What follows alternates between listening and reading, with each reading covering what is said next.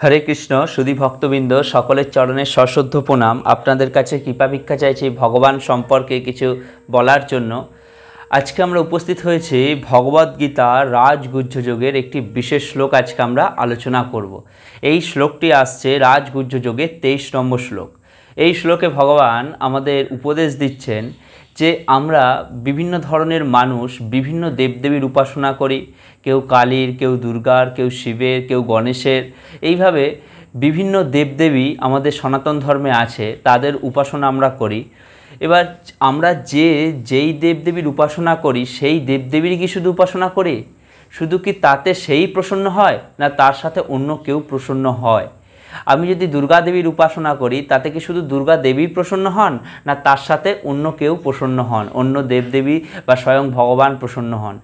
এই শ্লোকটায় ভগবান আমাদের সুন্দরভাবে বর্ণনা করবেন যে মানুষ দেবদেবীদের পূজা করার সত্ত্বেও সে শুধু দেবদেবীর পূজা করে না, তার সাথে কে তৃপ্ত হন, কে পরিতৃপ্ত হন? স্বয়ং ভগবান পরিতৃপ্ত হন। এটা আজকে আমরা বিস্তৃতভাবে আলোচনা করব এই শ্লোকে। এই শ্লোকে ভগবান আমাদের বর্ণনা করছেন যে কিভাবে মানুষ দেবদেবীদের পূজা করার সত্ত্বেও ভগবানের পূজা কিভাবে তারা নিযুক্ত হতে পারে, কিভাবে ভগবান এই সেবার দ্বারা নিজেও সেবিত হন, দেবদেবীর সেবার দ্বারা ভগবান নিজেও সেবিত হন। এই শ্লোকে আজকে আমরা আলোচনা করব।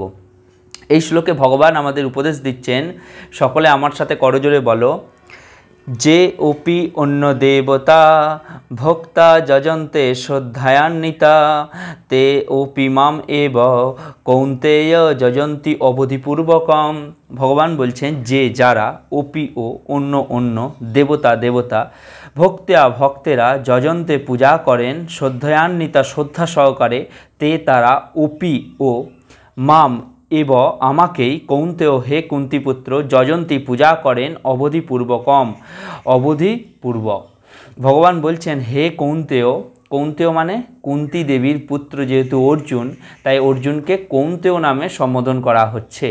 হে কৌন্তেয়, যারা অন্য দেবতাদের ভক্ত এবং শ্রদ্ধা সহকারে তাদের পূজা করে, প্রকৃতপক্ষে তারা অবধিপূর্বক আমারই পূজা করে। যারা অন্য দেবতাদের ভক্ত অর্থাৎ দেবদেবী যার সমস্ত আছে সনাতন ধর্মে, দুর্গা, কালী, শিব, গণেশ, বিভিন্ন ধরনের যে দেবদেবী আছে, সেই দেবদেবীর পূজা করার সত্ত্বেও ভগবান বলছেন তারা অবধিপূর্বক আমারই পূজা করে। তাৎপর্য দিচ্ছেন প্রভুপাদ। এই তাৎপর্য বলছেন, শ্রীকৃষ্ণ বলছেন যারা দেবতাদের উপাসনা করেন তারা অল্প বুদ্ধি সম্পন্ন। ভগবান ভগবদ্গীতায় বারবার বলছেন যে যারা দেবতাদের উপাসনা করে তারা অল্প বুদ্ধি সম্পন্ন। অল্প বুদ্ধি মানে কি? কম বুদ্ধি। আমরা কি বলি? তোমার মাথায় খুব কম বুদ্ধি আছে, তোমার মাথায় বেশি বুদ্ধি আছে। ঠিক সেরকম ভগবদ্গীতায় কৃষ্ণ বলছেন যারা দেবদেবীর উপাসনা করে, যারা দেবদেবীর পূজা করে, তারা কিন্তু অল্প বুদ্ধি সম্পন্ন মানুষ। তারা অল্প বুদ্ধি সম্পন্ন, যদিও এই ধরনের উপাসনা পরোক্ষভাবে আমারই উপাসনা, আমারই উপাসনা। কেননা ভগবান থেকে দেবদেবীগণের উৎপত্তি, ভগবান থেকে দেবদেবীগণের সৃষ্টি, তাই দেবদেবীগণকে আরাধনা করার মাধ্যমে, পূজা করার মাধ্যমে ভগবানকেও আরাধনা করা হয়। কেননা দেবদেবীগণ ভগবানের শরীর থেকে প্রকট হয়েছে, ভগবানের শরীর থেকে সৃষ্টি হয়েছে। এখানে বলছেন এই ধরনের উপাসনা পরোক্ষভাবে আমারই উপাসনা। উদাহরণস্বরূপ বলা যায়, গাছের গোড়ায় জল দেওয়ার পরিবর্তে কেউ যদি তার ডালপালায় জল দিতে থাকে, তবে তো জ্ঞানের অভাব অথবা সাধারণ নিয়ম নীতি পালন না করার ফলে তেমনি দেহের প্রতিটি অঙ্গ প্রত্যঙ্গকে সেবা করার উপায় হচ্ছে উদরে খাদ্য প্রদান করা। সেরকম আমরা যদি গাছের গোড়ায় জল না দিয়ে পাতায় দিই, যেমন গাছের কোনো উপকার হয় না, ঠিক সেরকম আমাদের এই শরীরে কত অঙ্গ প্রত্যঙ্গ আছে। যদি আমি হাতে খাবার রেখে বলি খাই, তাহলে কি খাওয়া যাবে? হাতে খাবার থাকা মানে সেটা না খেলে শরীরে কিন্তু পুষ্ট হবে না। চোখের সামনে খাবার থাকলে সেটা যদি মুখ দিয়ে না খাই, উদরে যদি না যায়, সেটা যেমন শরীরের কোনো কাজে লাগে না, ঠিক সেরকম ভগবান এখানে বলছেন যে আমাদের সারা অঙ্গ প্রত্যঙ্গ থাকলেও, হাত, কান, পা, নাক, জিভ সব কিছু থাকলেও যদি আমাদের উদরে খাবার না আমরা দিই, এই শরীর যেমন চলতে পারে না, ঠিক সেরকম এই তেমনই দেহের প্রতিটি অঙ্গ প্রত্যঙ্গকে সেবা করার উপায় হচ্ছে খাদ্যের উদরে খাদ্য প্রদান করা। যেমন হাত ভালো থাকবে, পা ভালো থাকবে, চোখ ভালো থাকবে, ব্রেন ভালো থাকবে, কান ভালো থাকবে। সব কিভাবে ভালো থাকবে? যদি আমরা উদরে খাবারটা দিই। পেটের মধ্যে যদি খাবার থাকে তবে কিন্তু আমাদের গায়ে শক্তি থাকবে, চোখের দৃষ্টি থাকবে, গায়ে বল থাকবে, পায়ে জোর থাকবে, সব কিছু আমাদের পরিপুষ্টভাবে চলতে পারবে। কেন না? উদরে খাবার যাবার মাধ্যমে। ঠিক সেরকম এখানে উদাহরণ দিচ্ছেন ভগবান। সুতরাং বলা যেতে পারে দেবতারা হচ্ছেন পরমেশ্বর ভগবানের সার্বভৌম প্রশাসনের অন্তর্গত ভিন্ন ভিন্ন পদাধিকারী, শাসক ও সঞ্চালক। যেমন আমাদের শরীরের মধ্যে হাত একরকম কাজ করে, পা একরকম কাজ করে, চোখ একরকম কাজ করে, কান একরকম কাজ করে। ঠিক সেরকম ভগবান বলছেন আমি যে সকল দেবদেবী এই জগৎকে পরিচালিত করছে তারা সবাই এক একটি ডিপার্টমেন্ট, এক একটি পদকে পালন করে চলেছেন। যেমন আমরা এই জগতে দেখতে পাই সরস্বতী দেবী, তিনি বিদ্যার দেবী রূপে এই জগতে প্রতিষ্ঠিত, তিনি বিদ্যা ঠিকঠাকভাবে এই জগৎকে দিচ্ছেন। অগ্নিদেব, যিনি অগ্নির দ্বারা এই জগৎকে অগ্নি সঞ্চালন করছেন। পবনদেব, যিনি বায়ু সঞ্চালন করছেন। এইভাবে চন্দ্র, ইন্দ্র, বরুণ, প্রত্যেকটা দেবতার আলাদা আলাদা কার্য আছে, যেই কার্যের দ্বারা তারা এই জগৎকে পরিচালিত করছে। গীতায় কৃষ্ণ বলছেন, সুতরাং বলা যেতে পারে দেবতারা হচ্ছেন পরমেশ্বর ভগবানের সার্বভৌম প্রশাসনের অন্তর্গত ভিন্ন ভিন্ন পদাধিকারী, শাসক ও সঞ্চালক। ভিন্ন ভিন্ন পদ তারা সামলাচ্ছেন। কার অনুযায়ী? কার নির্দেশ অনুযায়ী? কৃষ্ণের নির্দেশ অনুযায়ী। এটা তোমার বা আমার কথা না, এটা গীতার কথা। গীতায় কৃষ্ণ বলছেন প্রজার কর্তব্য হচ্ছে রাষ্ট্রের আইন পালন করা। যারা সেই রাজ্যের প্রজা তাদের কর্তব্য কি? রাজ্যের আইন পালন করা। কর্মচারী অথবা সঞ্চালকের কল্পিত বিধান পালন করা কখনোই তার কর্তব্য নয়। যেমন একটা রাজ্যের নিয়ম কিন্তু একরকম থাকে, সেই রাজ্যকে পরিচালিত করতে বিভিন্ন পদাধিকারী কর্তা সেই পদে এসে বসে। সেই পদকে পরিচালিত করার জন্য বিভিন্ন, যেমন আমি যদি সহজ উদাহরণ দিয়ে ভাবি, যেমন পশ্চিমবঙ্গ রাজ্যে একটি নিয়ম আছে, সেই নিয়মকে পালন করার জন্য জল দপ্তরে সেচ মন্ত্রী আছে, কৃষি দপ্তরে কৃষিমন্ত্রী আছে, প্রত্যেক ভূমি দপ্তরে ভূমিমন্ত্রী আছে। এবং ভূমি দপ্তরে যে ভূমিমন্ত্রী আছে সে কখনো সেই নিয়মকে লঙ্ঘন করতে পারে না, কারণ সেই নিয়ম একভাবে তৈরি হয়ে আছে দীর্ঘদিন ধরে। এই নিয়মকে সে লঙ্ঘন করতে পারে না। সে কি করবে না, সে সেই পদে থেকে সেটাকে মেনটেন করবে, সেটাকে পালন করবে। কিভাবে এই নিয়মকে আরও সুন্দরভাবে সমাজের সমস্ত জীবকে, সমাজের সমস্ত প্রজাকে কিভাবে এই নিয়মের আওতায় আনা যেতে পারে।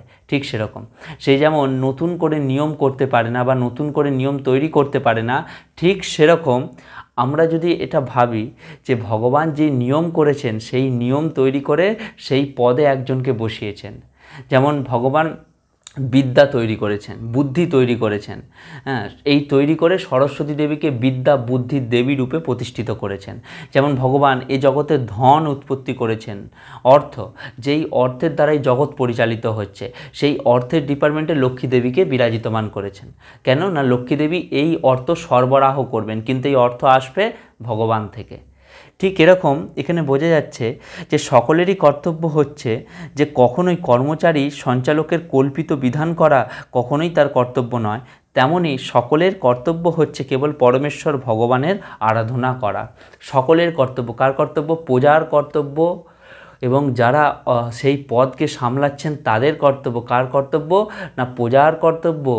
যারা পদ চালাচ্ছেন পদাধিকারীর কর্তব্য কি না, রাজ্যের যিনি প্রধান পুরুষ, রাজ্যের যিনি প্রধান হেড, তার সন্তুষ্টি বিধান করা। ঠিক সেরকম এখানে সকলের কর্তব্য হচ্ছে কেবল পরমেশ্বর ভগবানের আরাধনা করা। পরিষ্কার বোঝা যাচ্ছে যে দেবদেবীগণ তারাও কিন্তু ভগবানের আরাধনা করবে, এবং আমরা যারা দেবদেবীদের দ্বারা পরিচালিত হচ্ছে এই জীবগণ, বিশেষ করে মনুষ্য সমাজ, তারাও কিন্তু ভগবানের নিয়ম পালন করবে, ভগবানের আরাধনা করবে, পরমেশ্বর ভগবানের আরাধনা করবে। এখানে বলছেন ভগবানের আরাধনা করার ফলে তার কর্মচারী স্বরূপ বিভিন্ন দেবতারাও আপনা থেকেই সন্তুষ্ট হয়। যদি আমরা ভগবানের আরাধনা করি তাহলে কিন্তু সমস্ত দেবদেবীগণ অনায়াসেই সন্তুষ্ট হন। কেন সন্তুষ্ট হন? তারা এই জগৎকে পালন করছে। কেন? এই জগৎকে পালনের মাধ্যমে কৃষ্ণ ভক্তির শিক্ষা তারা জগতের মানুষকে দিচ্ছে। কৃষ্ণ ভক্তির শিক্ষাটা কীরকম না, যেই শিক্ষা লাভ করলে মানুষ অনায়াসে জানতে পারবে জন্ম মৃত্যু থেকে মুক্ত হবার কি পথ আছে। এই জগতে জন্ম মৃত্যুর সংসারে আবার আমরা সবাই নিমজ্জিত। যদি এই পথ থেকে আমরা মুক্তি পাই তবেই কিন্তু আদর্শ মুক্তি, নইলে পুনরায় আবার এই জগতে ফিরে আসতে হয়। তাই বলছেন এই জগতে আমরা যদি ভগবানের ভক্তি করি, এর দ্বারা ইন্দ্র, চন্দ্র, বরুণ, সূর্য, লক্ষ্মী, সরস্বতী, কালী, দুর্গা সকল দেবদেবীগণ তারা কিন্তু সবাই প্রসন্ন হয়। কেন? তারা সকলেই কিন্তু ভগবানের প্রতিনিধিত্ব করছেন, প্রতিনিধি। তারা সকলেই ভগবানের দিব্য জ্ঞান এই জগতে প্রচলিত করছেন। তারা জগৎকে দেখাচ্ছেন, সূর্যদেব জগৎকে এই শিক্ষা দিচ্ছেন যে আমার শক্তি, আমার তেজ ভগবান থেকে আসছে। চন্দ্রদেব দেখাচ্ছেন আমার শীতলতা, স্নিগ্ধতা ভগবান থেকে আসছে। সরস্বতী দেবী এই জগৎকে দেখাচ্ছেন যে আমার বিদ্যা, বুদ্ধি ভগবান থেকে আসছে। শুধু তাই নয়, দুর্গা দেবী বলছেন আমি ভগবানের শক্তিতেই এই জগৎকে পরিচালিত করছি মায়ার দ্বারা। এইভাবে প্রত্যেকটা দেবদেবীগণ তাদের কার্যের মাধ্যমে আমাদের শিক্ষা দিচ্ছেন যে আমরাও যেন ভগবানের শরণাগতি লাভ করি, ভগবানকে স্মরণে রাখি। যদি তাই করব তাহলে আমরা কিন্তু অনায়াসেই ভগবানের প্রিয় হয়ে উঠতে পারি। যে রাজ্যের যে আইন মানে, রাজ্যের যে আইনকে স্বীকৃতি দেয়, সে কিন্তু রাজ্যের একজন সুনাগরিক। ঠিক সেরকম যে ভগবানের নিয়মকে মেনে চলে, ভগবানের নিয়মকে ঠিকঠাকভাবে পালন করে, সেও কিন্তু ভগবানের কাছে একজন সৌন্দর্যবান, একজন সুনিষ্ঠ ভক্তরূপে পরিগণিত হয়। এখানে বলছেন শাসন ও সঞ্চালকেরা রাষ্ট্রের প্রতিনিধি রূপে নিয়োজিত থাকেন, যারা এই পদকে শাসন করছেন, পরিচালনা করছেন প্রতিনিধি রূপে, এবং তাদের উৎকোচ দেয়া অবৈধ। উৎকোচ মানে কি? তাদেরকে কিছু দেয়া, তাদের থেকে কিছু পাওয়ার আশা, এই সব কিছু উৎকোচ। আমরা দেবদেবীর ভজন করতে পারি, সাধন করতে পারি, পূজা করতে পারি। দেবদেবীর কাছে আমাদের ধন, ঐশ্বর্য, প্রতিপত্তি, যশ, অর্থ এটা নয়। কি চাওয়া উচিত? যেটা চাইলে দেবদেবী প্রসন্ন হন, যেটা চাইলে এই জীবন ধন্য হয়, আমাদের সেটা চাওয়া উচিত। সেটা কি? একমাত্র কৃষ্ণ প্রেম, একমাত্র কৃষ্ণের চরণে ভক্তি, এটা চাওয়া দরকার। এর দ্বারা দেবদেবীও প্রসন্ন হবে এবং আমিও ভগবানকে লাভ করতে পারবো। এখানে অবধিপূর্বকম বলা হয়েছে। পক্ষান্তরে শ্রীকৃষ্ণ অনাবশ্যক দেব উপাসনা কখনোই অনুমোদন করেন না। শ্রীকৃষ্ণ এখানে খুব সুন্দর বলছেন যে শ্রীকৃষ্ণ অনাবশ্যক দেব উপাসনা কখনোই অনুমোদন করেন না। অনাবশ্যক দেব উপাসনা, যেই দেবতাগণের পূজা করতে গেলে ভগবানকে আরাধনা করতেই হয়। কালী পূজা করতে গেলে, দুর্গা পূজা করতে গেলে, শিব পূজা করতে গেলে ভগবানকে আহ্বান দিতেই হয়। কেন? ভগবান হচ্ছেন তাদের প্রভু, তাদের পিতা এবং তাদের স্বামী রূপে এই জগতে বিরাজিতমান আছেন। যেমন একটা মন্ত্র আমরা ঠাকুর মশাইয়ের মুখে, ব্রাহ্মণের মুখে অবশ্যই শুনি, কি নমো ব্রহ্মণ্য দেবায় গো ব্রাহ্মণ্য হিতায় চ জগদ্ধৃতায় শ্রীকৃষ্ণায় গোবিন্দায় নমো নমো। এই মন্ত্র আমরা সকলেই কম বেশি জানি। এই মন্ত্রের দ্বারা ভগবানকে আহ্বান জানানো হচ্ছে যে নমো, আমি প্রণাম করি ব্রাহ্মণ্য দেবায়, যে যিনি সমস্ত ব্রাহ্মণদের দেবতা, যিনি সমস্ত ব্রাহ্মণদের ইষ্ট, গো ব্রাহ্মণ্য হিতায়, এবং শুধু তাই নয়, যিনি গাভীদেরও হিত করেন, যিনি গাভীদেরও মঙ্গল করেন। নমো ব্রাহ্মণ্য দেবায় গো ব্রাহ্মণ্য হিতায় চ জগদ্ধৃতায় শ্রীকৃষ্ণায়, জগৎকে যিনি পালন করছেন, জগৎকে যিনি মেনটেন করছেন, জগদ্ধৃতায় কৃষ্ণায় গোবিন্দায় নমো নমো। আবার কেউ ভগবানের নাম ধরে কি বলে? মঙ্গলম ভগবান বিষ্ণু, মঙ্গলম গরুড়ধ্বজম, মঙ্গলম পুণ্ডরীকাক্ষং, মঙ্গলং তনয় হরি। প্রত্যেকটা জায়গায় ভগবান নাম নেয়ার মাধ্যমে দেবদেবীগণ প্রসন্ন হয়। তাই দেবদেবী পূজার মাধ্যমে ভগবানের নাম, ভগবানের মন্ত্র বিরাজিতমান, তার দ্বারা দেবদেবীগণ প্রসন্ন হন। তাই সকলকে আমি অসংখ্য ধন্যবাদ জানাবো ভগবদ্গীতার এই দিব্য শ্লোকটি শ্রবণ করার জন্য। এর মাধ্যমে আজকে আমরা জানতে পারলাম যে দেবদেবীর পূজা করার মাধ্যমেও আমরা কিভাবে ভগবানের আরাধনা করছি, দেবদেবীর উপাসনা করার মাধ্যমেও কিভাবে আমরা ভগবানকে আরাধনা করছি। তাই বলছেন যে দেবদেবীর আরাধনা যেমন এই জগতে প্রচলিত, এই জগতে আমাদের মতো জীব দেবদেবীর কাছে গিয়ে এটা প্রার্থনা করা উচিত, এটা চাওয়া উচিত, দেবী, হে দুর্গা দেবী, হে কালী মাতা, হে গণেশ, হে মহাদেব, আমি তোমার আরাধনা করছি যাতে বেশি করে আমি কৃষ্ণ ভক্তি লাভ করতে পারি। কেন তোমরা সকলেই ভগবানের প্রতিনিধি, দুর্গা দেবী ভগবানের প্রতিনিধি, কালী ভগবানের প্রতিনিধি, মহাদেব ভগবানের প্রতিনিধি, সবাই ভগবানের নামের প্রতিনিধিত্ব করছেন। তাই তাদের কাছে যখন আমরা যাব, তারা অনায়াসেই ভগবানের কাছে আমাদের পাঠাতে সক্ষম হবে, কেন তারা ভগবানের এজেন্ট, ভগবানের প্রতিনিধি। তাই সকলকে অসংখ্য ধন্যবাদ জানাই ভগবদ্গীতার এই দিব্য শ্লোকটি শ্রবণ করার জন্য। সকলে মিলে উচ্চস্বরে একবার নাম কীর্তন করব। হরে কৃষ্ণ কৃষ্ণ কৃষ্ণ হরে হরে, হরে রাম রাম রাম হরে হরে।